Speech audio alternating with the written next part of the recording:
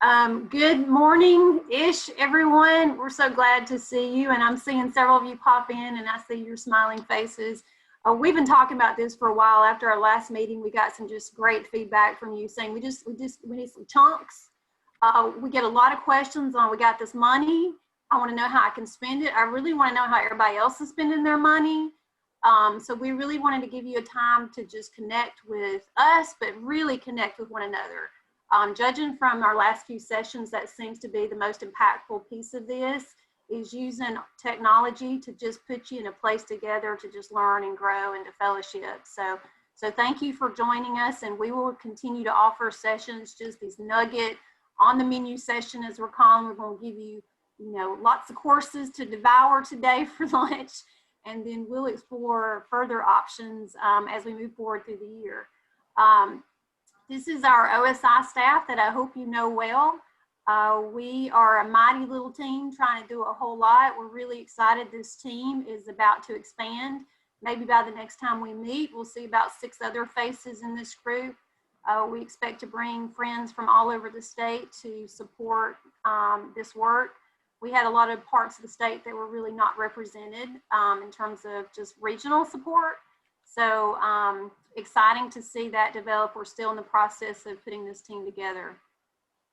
Just some starters, some appetizers this morning. And Meg, I'm going to defer to you in a moment because this QR code and this link, and Meg's probably putting in the chat as well, is how you will register your attendance today. Just some virtual norms for you Cheers fans. Just always assume positive intent. Sometimes in a virtual setting, you miss some, you hear something, and sometimes you don't have the facial expression. So we always want to assume that we are all here with positive intent. We're here to seek clarification, language, and ideas. But most importantly, y'all, we want to grow in fellowship. Now more than ever, we got to lean in on each other, and we need to learn and grow. If you have any wonders now or later, but certainly now, use the chat feature for questions and answers. I think we've got everybody muted, so keep your microphone muted if you're not speaking. And if you tweeters out there, we'd love to hear from you. So please tweet us your learning and your epiphanies and your fellowship on our hashtag Alabama Achieves, which is the State Department, and our office's hashtag is ALSDE-OSL. So some outcomes for today is certainly we want to talk about how we can use these federal funds, and we have one of our besties from the State Department that is going to give us all sorts of information about the appropriate use of federal funding. We really want to give you an opportunity to have face-to-face time with other awesome educators like yourself across the state. One thing I would like to ask is, if you are a district person, if you're a federal programs person, or you work at the district as a curriculum director or school improvement, if you could rename yourself and just put a 1 in front of your name. So like I see Ramika Little. So like Ramika would put 1 Ramika Little. And the reason we're asking you to do that is when we break into rooms, we'll know that we can put federal programs people and district people with like colleagues. Does that make sense? So everybody else, you can just leave yours the same. If you're not sure how to rename yourself, you can do it a couple different ways. I find the easiest way to do it is to find your name in the participant list and click more and click rename. You can also do it by looking at there's a chat bar, or excuse me, like a Zoom bar. You can do it in that as well. Any wonders on that? I'm looking in the chat. Thank you. Meg, you want to unmute yourself and tell folks how to register? Yeah, I'm doing. I put it in the chat. We've already got a lot of people. I was just writing good job, and I'm putting it back in for the people that have just joined us recently. The link is in the chat. You can use the QR code, or if you've already downloaded the PDF, it's all linked on the sign in or in the grid. So it looks like this in white. So your QR code will take you to it. You can sign in using the links that I've placed in the chat. But right now, everybody, we're getting people signed in right and left. Don't worry about if the squares change size or go off the page. I can straighten all that later, but main thing is grab a square, please put in your name, and your school, because there's lots of people with the same names across the state, believe it or not. Absolutely. And we'll put this QR code up throughout the presentation, and please be checking in the chat because Meg is making sure you have all the links as we get to them. At this point, I'm going to stop sharing. So if you're just about to take a picture, just hold on to that. And I'm going to default the share screen to our colleague, Dr. Calandra Hawkins.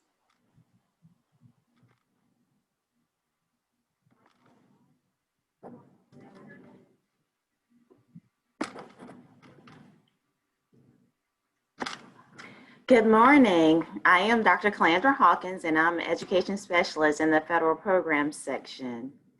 For the purpose of today's meeting, I will be discussing allowable uses of funds as it relates to Title I, Part A. Please note that the information provided stands true today. However, this information is subject to change as additional guidance is provided. After today's presentation, if you have specific questions regarding to your school or district and a specific program, please feel free to reach out to our regional specialists. Okay, let's get started.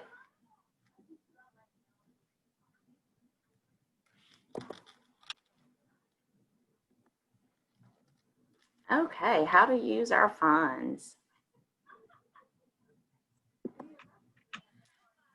Please know that the Title I Schoolwide program is, the funding is used to upgrade the entire educational program in a Title I school to improve the achievement of our lowest performing students.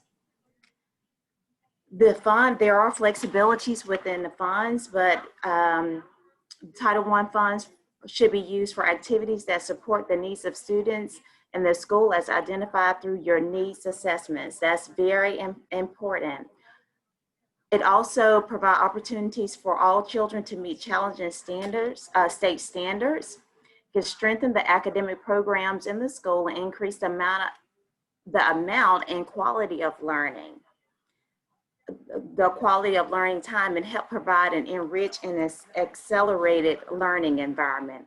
Also, Title I funds should be used to address the needs of all students, but and particularly those that are in risk of not meeting particular standards and goals that are set by your district or state. Now, how do you determine what to use your funding source for?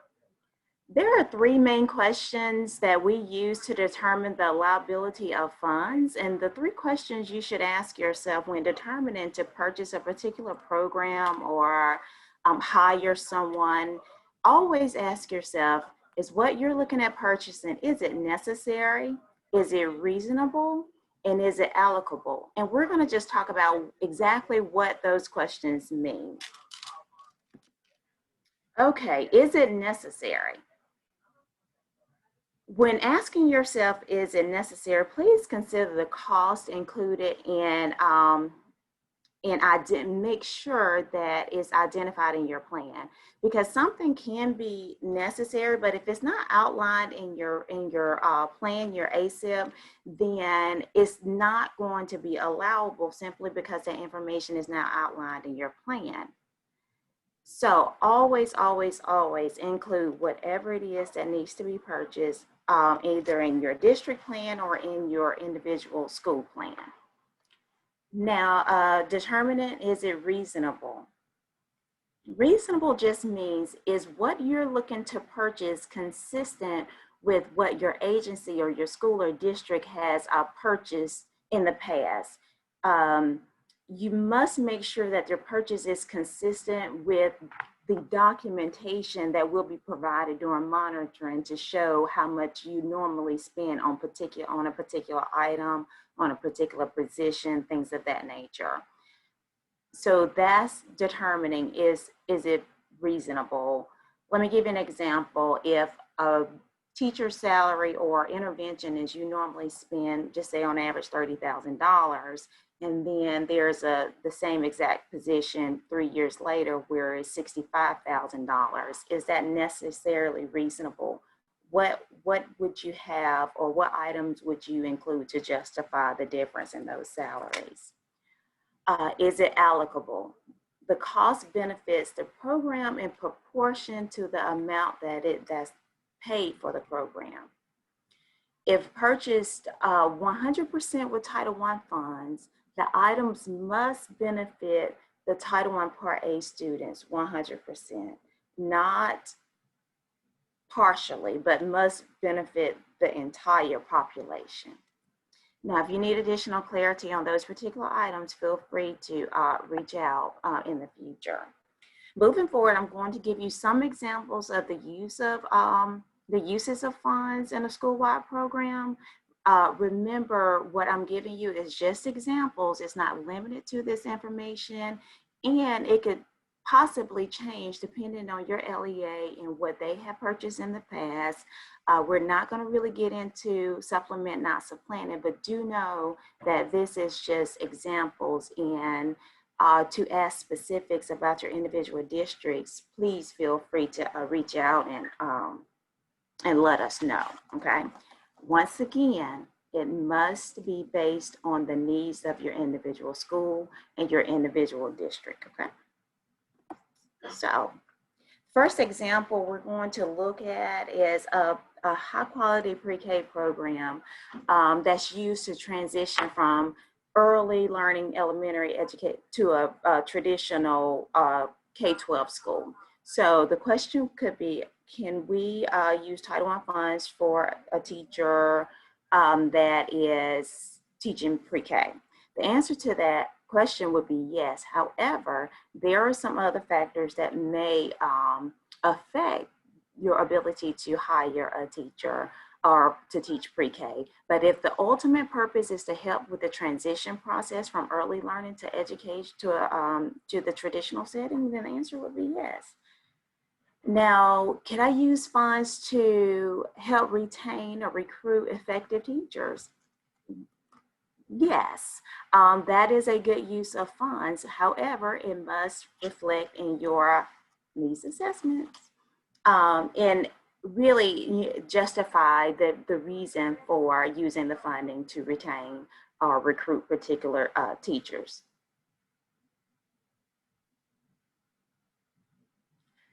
Okay, now instructional coaches, those are some things that are commonly purchased, but you really want to specify the need and the requirements. What will that particular instructional coach will be doing?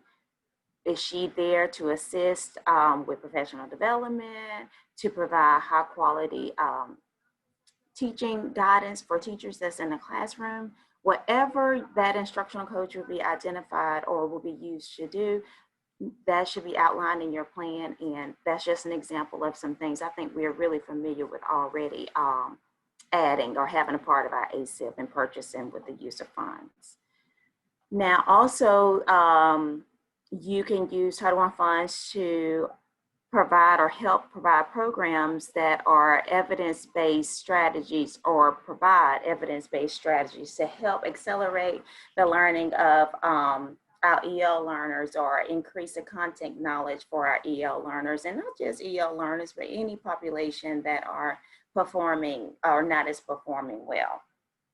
Now, on the flip side of that, Title I funds can also be used to advance coursework and help students advance to the next level, like our post-secondary level, or assist them in advanced placement classes or IB programs. So those are some things you want to consider that, you know, necessarily thinking outside the box of serving our students that are at a disadvantage, you know, some things or that we can look at in purchasing that can help us accelerate them. Our Title I funds can be used to do that as well.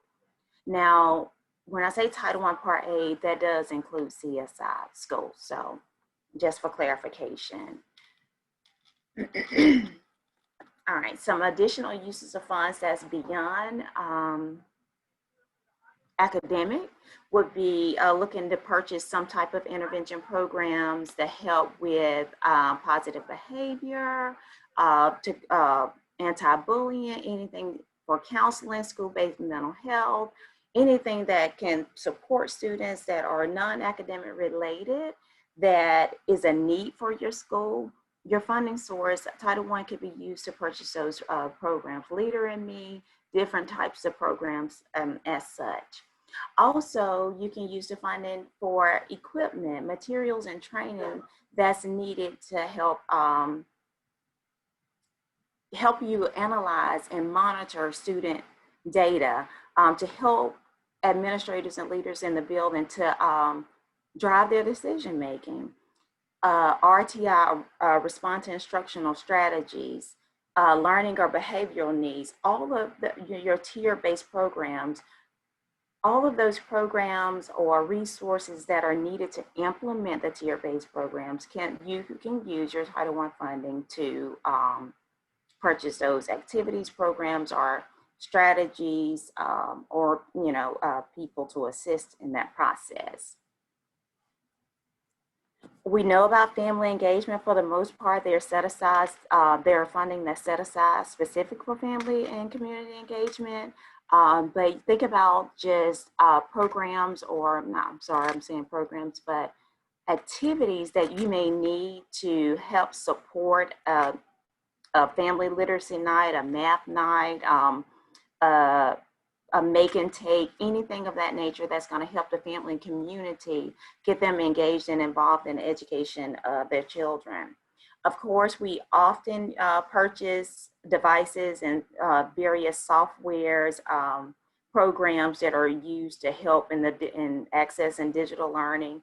Those are things that you really want to start looking at purchasing now or in the future. I'm sure we probably are receiving a lot of information regarding digital devices right now, but also thinking outside of what will be needed to help assist those students that are struggling. What additional components to those programs that you already have in place that you can need to expand the learning for those students.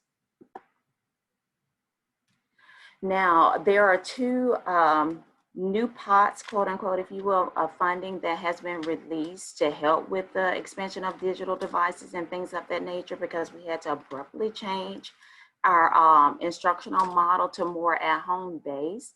And the elementary and secondary school emergency relief funds, that's referred to as ESSA. All of this is under the CARES Act, and this funding source is used to for state agencies and LEAs to support schools as they are dealing with the effects of the COVID-19 pandemic. Now, as I stated, there are two pots of money, which is different. It's something other than your Title I Part A funding. And the reason I'm making you aware of this, because as you start planning right now, and I'm sure many of you have already consulted with your districts and district leaders, and they have probably informed you of some things that they're purchasing. And this is the funding source that they are using. Now, individual schools may not have access to the actual dollars per se and how the dollars are spent, but I am sure district leaders have solicited your help and your input on how to use this funding source. And I just want to make you aware of what it is and how it's going, should be used, so that planning, you can consider or reach out to district leaders so that you won't be planning to purchase things that are already being purchased. Now, with your ESSER fund per se, a lot of districts are choosing to use these funding sources for things such as technology devices, Wi-Fi, a lot of sanitary, cleaning, additional custodial support, whatever that they pretty much need to help ensure that students are safe, teachers are safe, and are working in a clean and efficient environment, or more efficient per se if they are at home. So that ESSER funds are has a little bit more flexibility than that of the GEAR funding source, which is the second pot of money that was released a couple of months ago. Now, in particular, GEAR was ultimately, the governor had some attachments, of course, to GEAR funding. And there are three particular areas that districts are asked to spend their funds for. And this it's not really flexible outside of these 3 particular areas. However, districts are allowed to transfer one pot of money to another pot if they see fit or see that there's a greater need in one particular area. But the spending of these funds cannot extend beyond these 3 particular areas. And the first one is equipping school buses with Wi-Fi. 22% of whatever amount is allocated should be spent on equipping school buses with Wi-Fi to provide Wi-Fi access to students in areas that would otherwise not have internet access. The second pool of money, which is the greatest amount, was allocated for bridging the academic achievement gap. And in particular, it focuses on students that are the at-risk population or vulnerable. But at this particular time, we're considering all students as vulnerable simply because most of them went without instruction from March up until, or face-to-face instruction from March up until currently for some, and for some, August. So with that gap in instruction, they're all considered at-risk population. So in the last area of focus, as the governor is concerned, is providing that additional support for before and after school tutoring as it relates to the Literacy Act. So I know there were some concerns last year about how we're going to fund, or after school programs for students that may possibly be looking at being retained. But there is a particular percentage of the gear fund that should be allocated for this particular area. As I stated, again, a lot of districts are, have already submitted their plan of action as it relates to ESSER and gear. However, just know that there's a possibility technology, Wi-Fi, and things of that nature has already been purchased. So when you start writing your ASIP, make sure, I would, kind of communicate with the district level to make sure that you're not duplicating or buying the items that could possibly already or in the process of being purchased. Okay, here are 2 links that we use here in federal programs as our resource to provide information to you all. As I stated earlier, the information provided stands true for today and could possibly change tomorrow. So if anytime you have questions about your specific program or a specific item that you want to purchase for your school or your district, feel free to reach out to your education specialist for your region. And if you don't know who they are, there is a list, they're listing the resources, as well as your federal programs director. They would know who the regional specialist is for your particular LEA. So just reach out to us. We're here to provide support. Whatever we can do to make writing your ASIP easier, that's what we're going to do.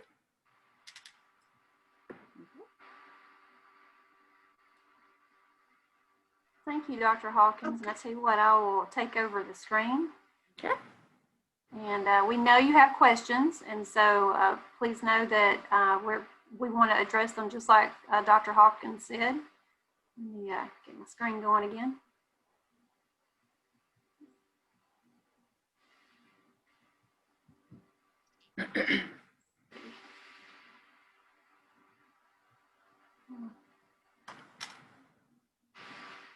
So what we'd like to do, if you haven't already, I've renamed a few of you that I knew were central office friends. So if you work at the central office, if you haven't already, please put the number 1 in front of your name.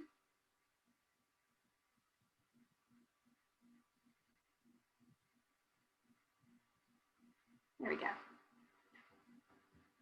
And so what, I'm going to pass it over to my colleague, Ms. Lowry. So all yours. Hey, everybody. It's so glad to see you. Wish we got to do a lot more in person, but that's not the way it works right now. So we hope you find these little bite-sized morsels of a lunch menu tasty as we move forward.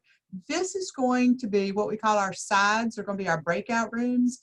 And as we get those ready, and again, Melissa, Dr. Shields is going to put like people that have the number 1 together. We want each of the groups that you find yourself in to answer this question. And we're going to do that on a Linowit board. What we want you to answer in your groups is the following question. How, well, it just disappeared. Hey, I'm glad I have it on my screen. How are you spending your funding to align with report card criteria? As school improvement specialists, those are the things that we're always checking. And there may be people on here that don't have one of the CSI schools. But for all the others, we're always wondering, we're looking for that alignment to those report card indicators.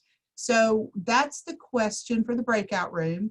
There's 2 ways for you to get it. There's a tiny URL, which is in the PDF copy if you went ahead and downloaded it, or if you have your phone handy, there's a QR code reader, and that will take you to sticky notes. And when you get broken out, talk about it in your group, appoint somebody to be the sticky note typer.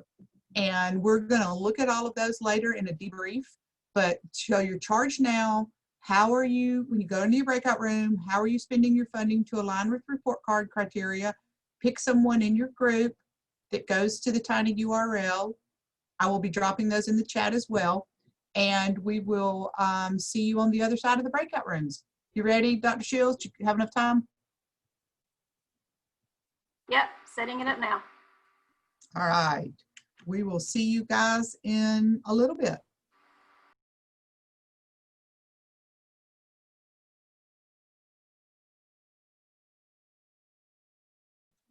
Have we got everybody back? Are we all coming?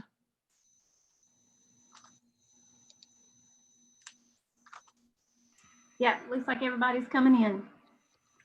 All right. I hope that you guys had as good a discussion as we had in our room. We got our stickies. So what we thought we would do in this part was in the chat, if you would type in some of the things that resonated with you, and time permitting, we will work towards answering those. But we want you to know if we don't answer them there, or if there are any questions, we'll do a follow-up FAQ with federal programs to make sure that we get all the questions answered. So if somebody wanted to put in the chat, and that for, we can look at those things.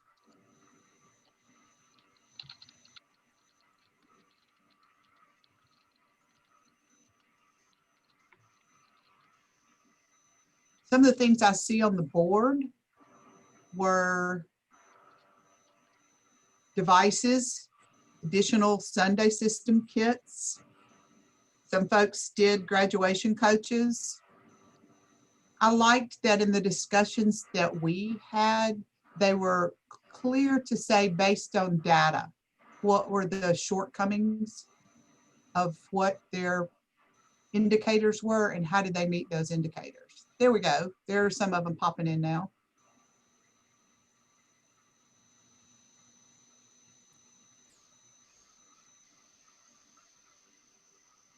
Got some phonemic awareness coaches and instructional aids seem to be a big trail. I love the idea about being intentional. That's what we were talking about with what did the data, very intentional. What are the shortages? And one place in an elementary school, they hired an attendance person to give that one-on-one that looks every day at who's at school, who's not at school. And that had made a big difference. Ms. Booker in Birmingham City, she was in my group and she talked about how the instructional coach had been a really good choice for them at their school.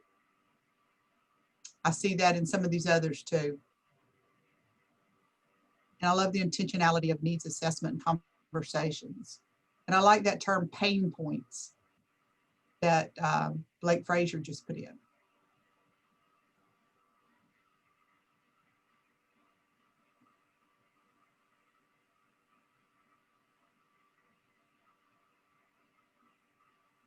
we will add the things here that might not be on the cork board, and we will be able to organize those and send them to you, do a screenshot and let you know what other people like you thought. Because these are your peers. We want you to be able to talk with them. And I was glad to see those connections were even made in our classroom. If you did not use the Linowit and still would like to go back and do so, the URL is in the chat, and we would appreciate and look forward to anything that you might add. All right, Dr. Shields, where are we next? I'll just make sure I'm unmuted. We wanted, since we have Dr. Hawkins with us, and I mean, we're watching the time as well, but we wanted to see if there were any lingering questions or any questions that we could respond to on the Linowit board.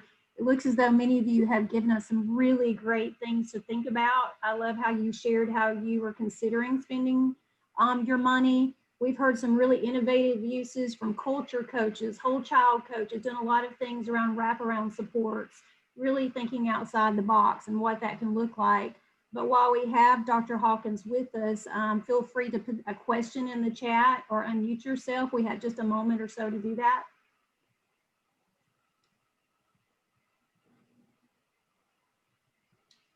Blake Frazier, I know that we had some technical difficulty getting you in a breakout room. So this would be, if you didn't get a question answered, this would be good. I'm putting you on the spot here, Blake. But if you got a wonder, this would be a good opportunity to address it. No, I really didn't have a wonder. I'd gotten kicked out and missed some of the conversation from my colleagues. So I'll go back to this board because I was very interested in hearing the thoughts of some other folks. Good deal, good deal.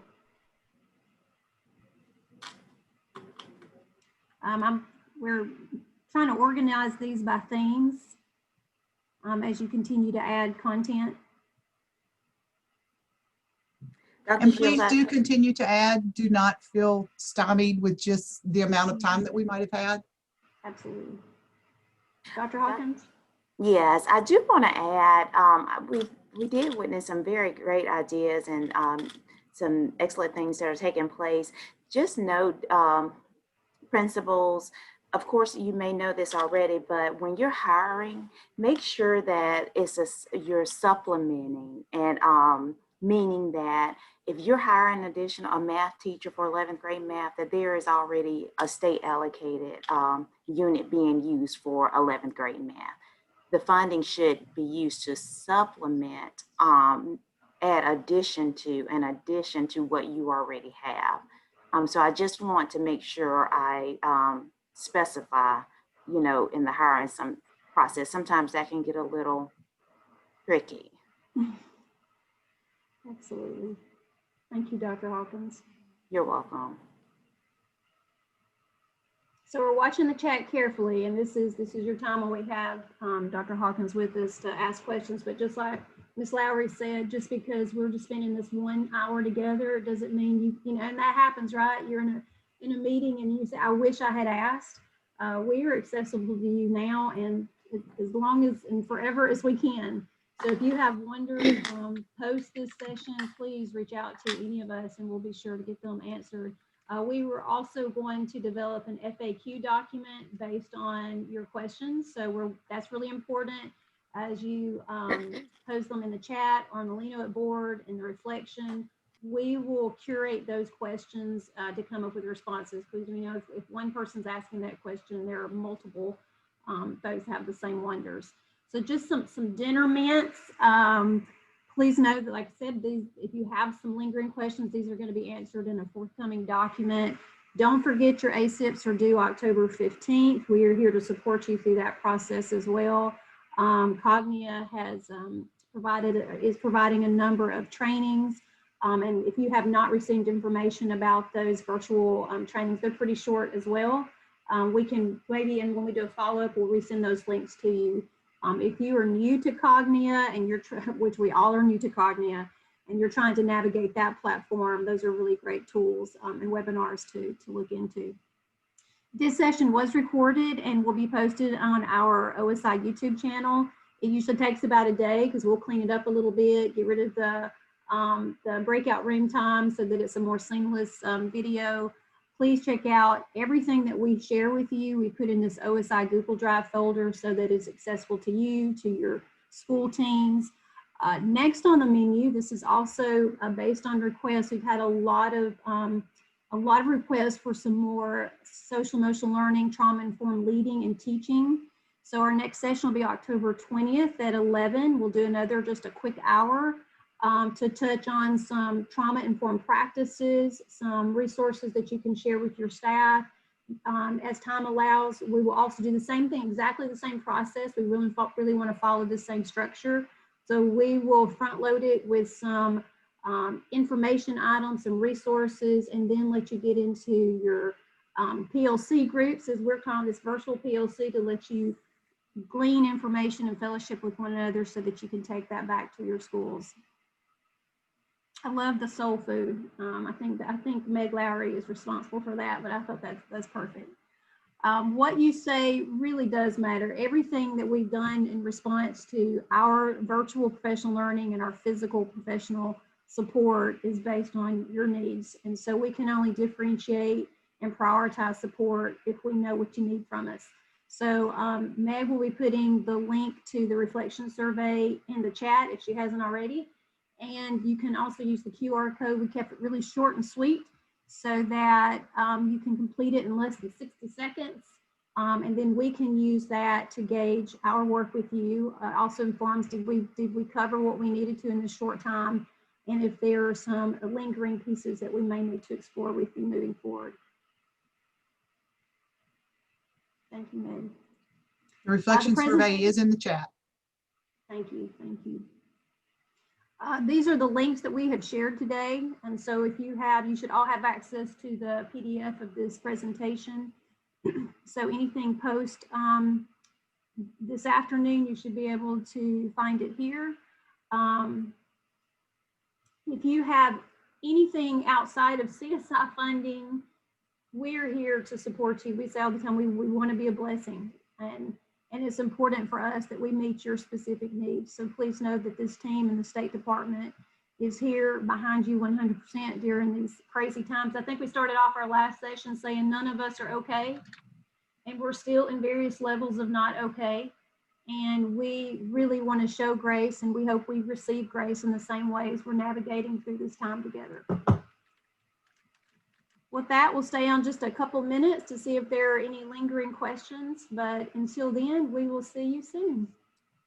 Melissa, and we'll send out an email so that the PDF, if you wanted to have the handout as well, it's been dropped in the chat a couple of times, but that may go away. So we'll make sure that you have access to that as well. Absolutely. Thank you, Meg.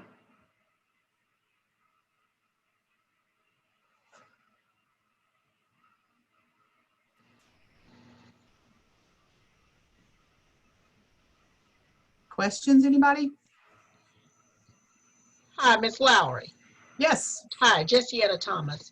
Listen, the other pots of money, I know, Dr. Hawkins, I'm sorry, it goes to you.